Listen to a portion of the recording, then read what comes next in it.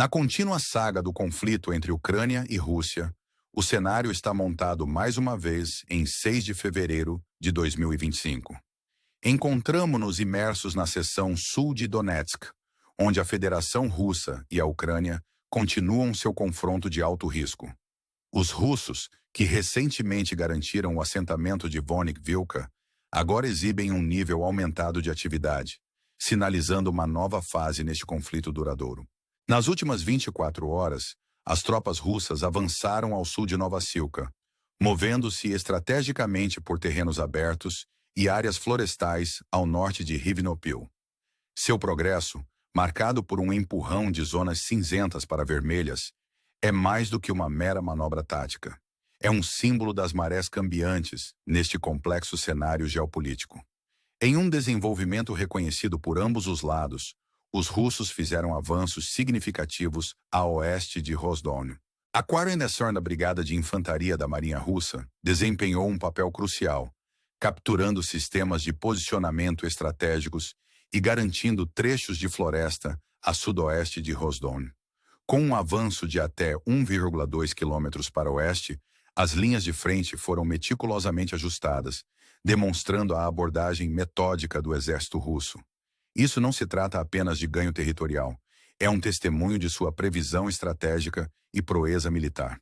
Após a queda de VKA na Vassilka, a expectativa é de que os russos continuem suas manobras ofensivas em ambos os lados do rio Mokry.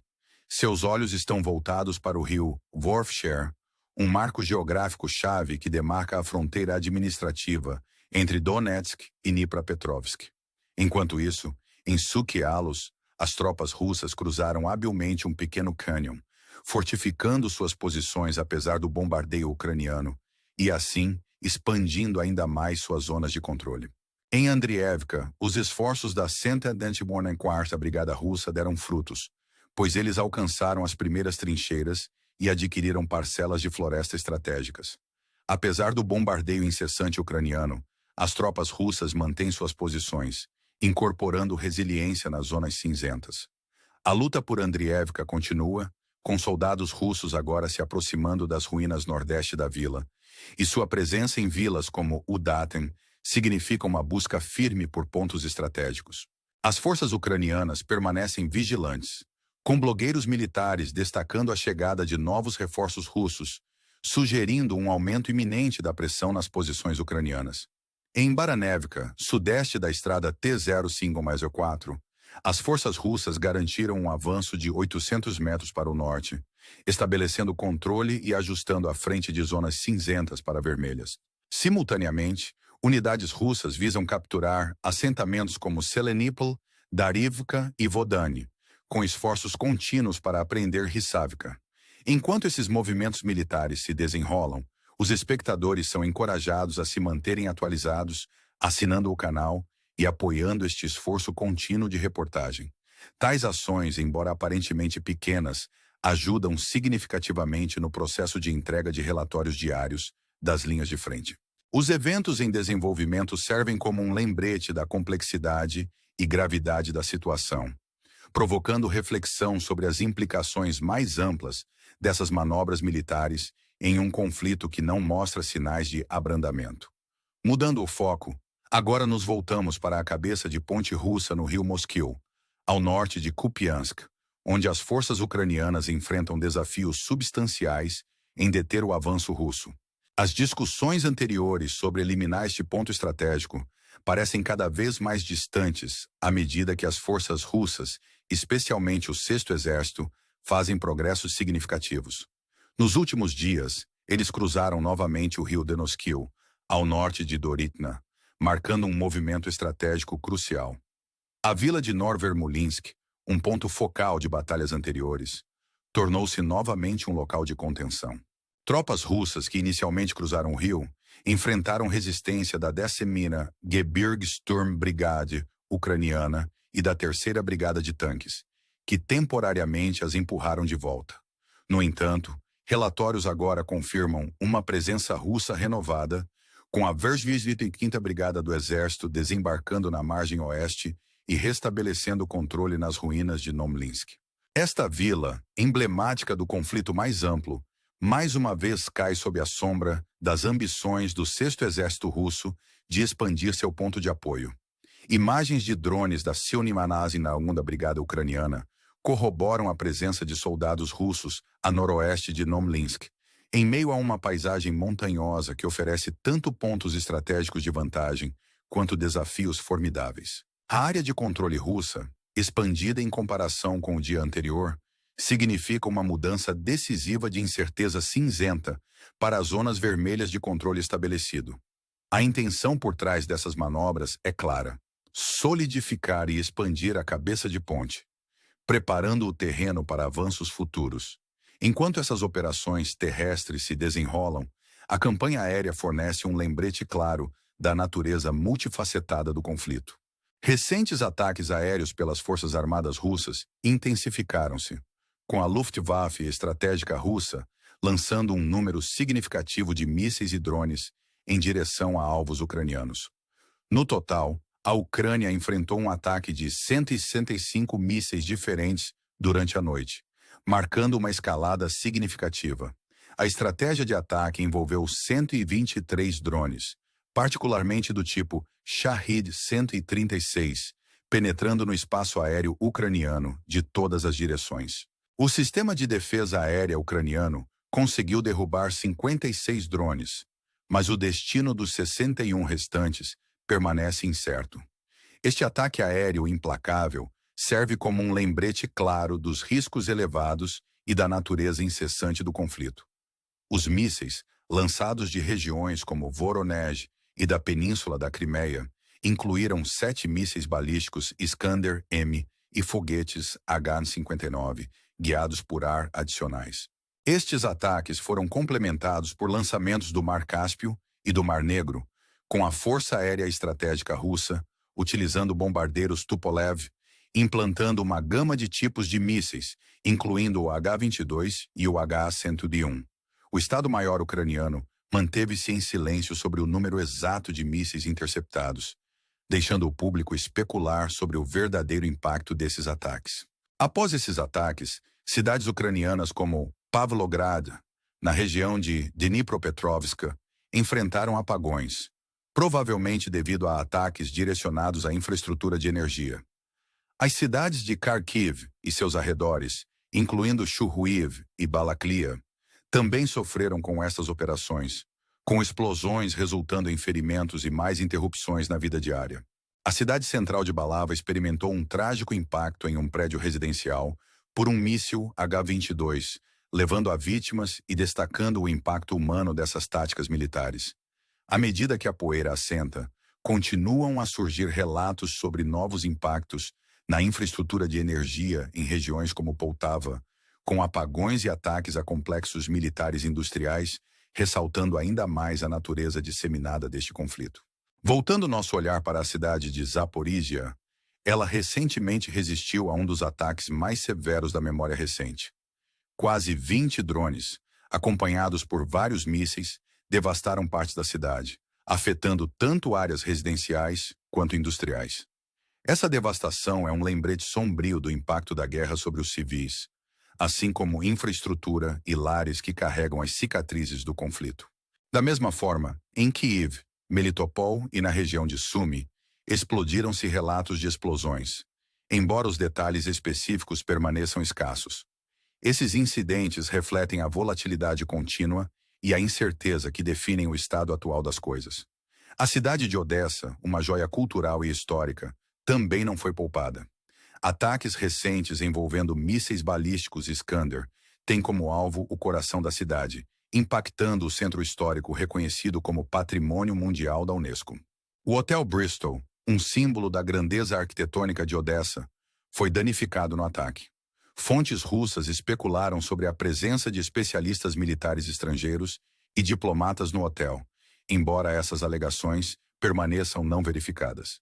Em meio a esses relatos, fontes ucranianas confirmaram ferimentos, mas retiveram mais detalhes, enfatizando a natureza complexa e muitas vezes opaca da informação em tempos de guerra. Além do campo de batalha, esforços diplomáticos oferecem um vislumbre de esperança em meio ao caos.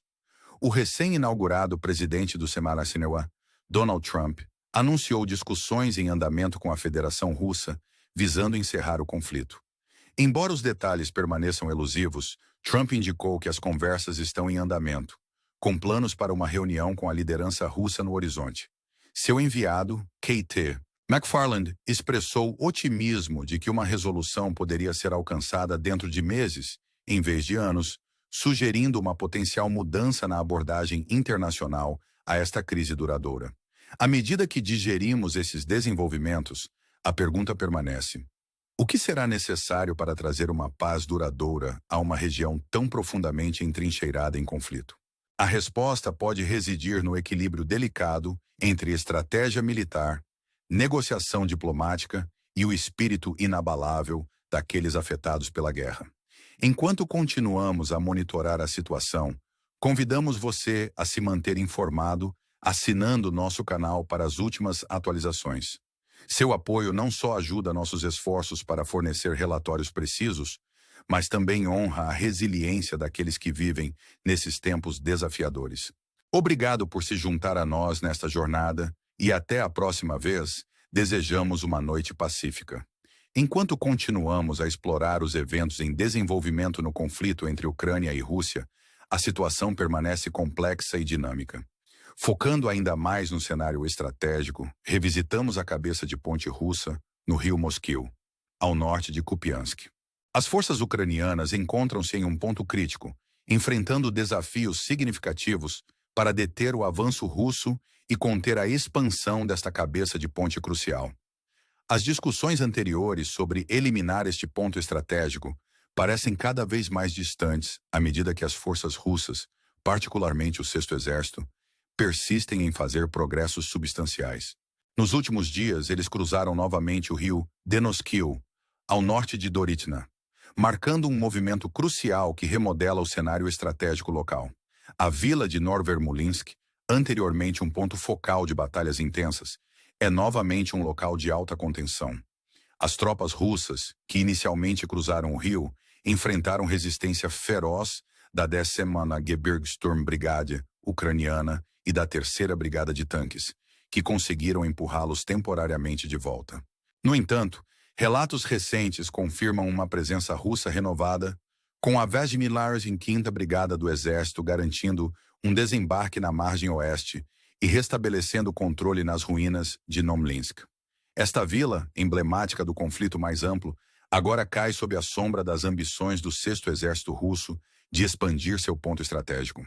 Imagens de drones da 22ª Brigada Ucraniana corroboram a presença de soldados russos a noroeste de Nomlinsk, em meio a uma paisagem montanhosa que oferece tanto pontos estratégicos de vantagem quanto desafios formidáveis. A área de controle russa, expandida em comparação com o dia anterior, significa uma mudança decisiva de incerteza cinzenta para as zonas vermelhas de controle estabelecido. A intenção por trás dessas manobras é clara: solidificar e expandir a cabeça de ponte, preparando o terreno para avanços futuros. Enquanto essas operações terrestres se desenrolam, a campanha aérea fornece um lembrete claro da natureza multifacetada do conflito. Recentes ataques aéreos pelas Forças Armadas Russas intensificaram-se, com a Luftwaffe estratégica russa lançando um número significativo de mísseis e drones em direção a alvos ucranianos. No total, a Ucrânia enfrentou um ataque de 165 mísseis diferentes durante a noite, marcando uma escalada significativa na intensidade do conflito. A estratégia de ataque envolveu 123 drones, particularmente do tipo Shahid-136, penetrando no espaço aéreo ucraniano de todas as direções. O sistema de defesa aérea ucraniano conseguiu derrubar 56 drones, mas o destino dos 61 restantes permanece incerto. Este ataque aéreo implacável serve como um lembrete claro dos riscos elevados e da natureza incessante do conflito. Os mísseis, lançados de regiões como Voronezh e da península da Crimeia, incluíram 7 mísseis balísticos Iskander-M e foguetes H-59, guiados por ar adicionais. Estes ataques foram complementados por lançamentos do Mar Cáspio e do Mar Negro, com a Força Aérea Estratégica Russa, utilizando bombardeiros Tupolev, implantando uma gama de tipos de mísseis incluindo o H-22 e o H-101. O Estado-Maior ucraniano manteve-se em silêncio sobre o número exato de mísseis interceptados, deixando o público especular sobre o verdadeiro impacto desses ataques. Após esses ataques, cidades ucranianas como Pavlograd, na região de Dnipropetrovsk, enfrentaram apagões, provavelmente devido a ataques direcionados à infraestrutura de energia. As cidades de Kharkiv e seus arredores, incluindo Chuhuiv e Balaklia, também sofreram com estas operações, com explosões resultando em ferimentos e mais interrupções na vida diária. A cidade central de Balava experimentou um trágico impacto em um prédio residencial por um míssil H-22, levando a vítimas e destacando o impacto humano dessas táticas militares. À medida que a poeira assenta, continuam a surgir relatos sobre novos impactos na infraestrutura de energia em regiões como Poltava, com apagões e ataques a complexos militares e industriais, ressaltando ainda mais a natureza disseminada deste conflito. Voltando nosso olhar para a cidade de Zaporizhia, ela recentemente resistiu a um dos ataques mais severos da memória recente. Quase 20 drones, acompanhados por vários mísseis, devastaram partes da cidade, afetando tanto áreas residenciais quanto industriais. Essa devastação é um lembrete sombrio do impacto da guerra sobre os civis, assim como infraestrutura e lares que carregam as cicatrizes do conflito. Da mesma forma, em Kiev, Melitopol e na região de Sumy, explodiram-se relatos de explosões, embora os detalhes específicos permaneçam escassos. Esses incidentes refletem a volatilidade contínua e a incerteza que definem o estado atual das coisas. A cidade de Odessa, uma joia cultural e histórica, também não foi poupada. Ataques recentes envolvendo mísseis balísticos, Iskander tem como alvo o coração da cidade, impactando o centro histórico reconhecido como Patrimônio Mundial da Unesco. O Hotel Bristol, um símbolo da grandeza arquitetônica de Odessa, foi danificado no ataque. Fontes russas especularam sobre a presença de especialistas militares, estrangeiros e diplomatas no hotel, embora essas alegações permaneçam não verificadas. Em meio a esses relatos, fontes ucranianas confirmaram ferimentos, mas retiveram mais detalhes, enfatizando a natureza complexa e muitas vezes opaca da informação em tempos de guerra. Além do campo de batalha, esforços diplomáticos oferecem um vislumbre de esperança em meio ao caos. O recém-inaugurado presidente do Euromachinaima, Donald Trump, anunciou discussões em andamento com a Federação Russa, visando encerrar o conflito. Enquanto os detalhes permanecem elusivos, Trump indicou que as conversas estão em andamento, com planos para uma reunião com a liderança russa no horizonte. Seu enviado, K.T. McFarland, expressou otimismo de que uma resolução poderia ser alcançada dentro de meses, em vez de anos, sugerindo uma potencial mudança na abordagem internacional a esta crise duradoura.